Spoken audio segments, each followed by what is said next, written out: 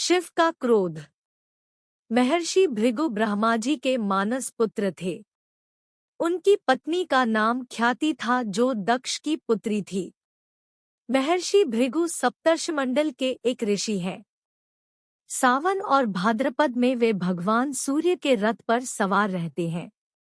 एक बार की बात है, सरस्वती नदी के तट पर ऋषिमुनि एकत्रित होकर इस विषय पर चर्चा कर रहे थे कि ब्रह्मा जी, शिवजी और श्री विष्णु में सबसे बड़े और श्रेष्ठ कौन है। इसका कोई निष्कर्ष न निकलता देख उन्होंने त्रिदेवों की परीक्षा लेने का निश्चय किया और ब्रह्मा जी के मानस पुत्र महर्षि भृगु को इस कार्य के लिए नियुक्त किया। महर्षि भृगु सर्वप्रथम ब्रह्मा जी के पास गए। उन्होंने न तो प्रणाम किया और न ही उनकी स्तुति की। यह देख ब्रह्मा जी क्रोधित हो गए। क्रोध की अधिकता से उनका मुख लाल हो गया, आंखों में अंगारे दहकने लगे। लेकिन फिर यह सोचकर कि ये उनके पुत्र हैं, उन्होंने हृदय में उठे क्रोध के आवेग को विवेक बुद्धि में दबा लिया। वहां से महर्षि भृगु कैलाश गए।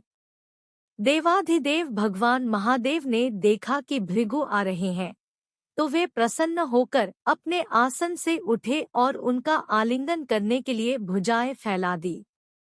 किंतु उनकी परीक्षा लेने के लिए भृगु मुनि उनका आलिंगन अस्वीकार करते हुए बोले, महादेव, आप सदा वेदों और धर्म की मर्यादा का उल्लंघन करते हैं।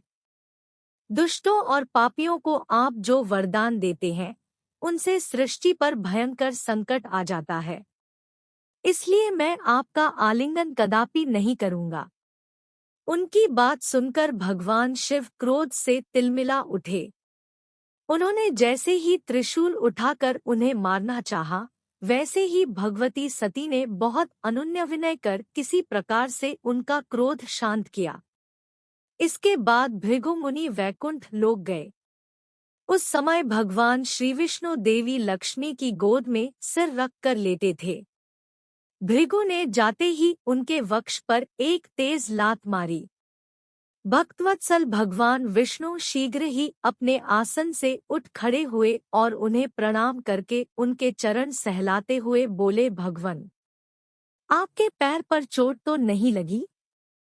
कृपया इस आसन पर विश्राम कीजिए।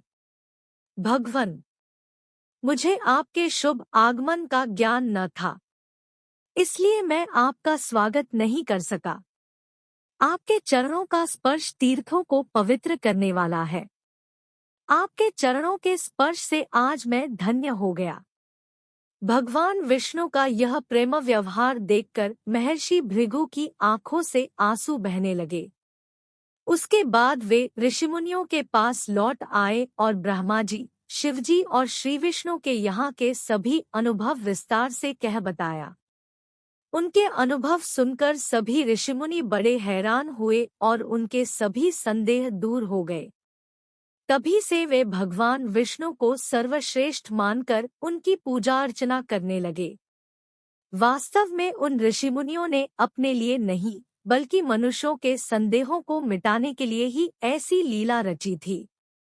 अगर कहानी अच्छा लगा हो तो लाइक, शेयर, सब्सक्राइब जरूर कर देना।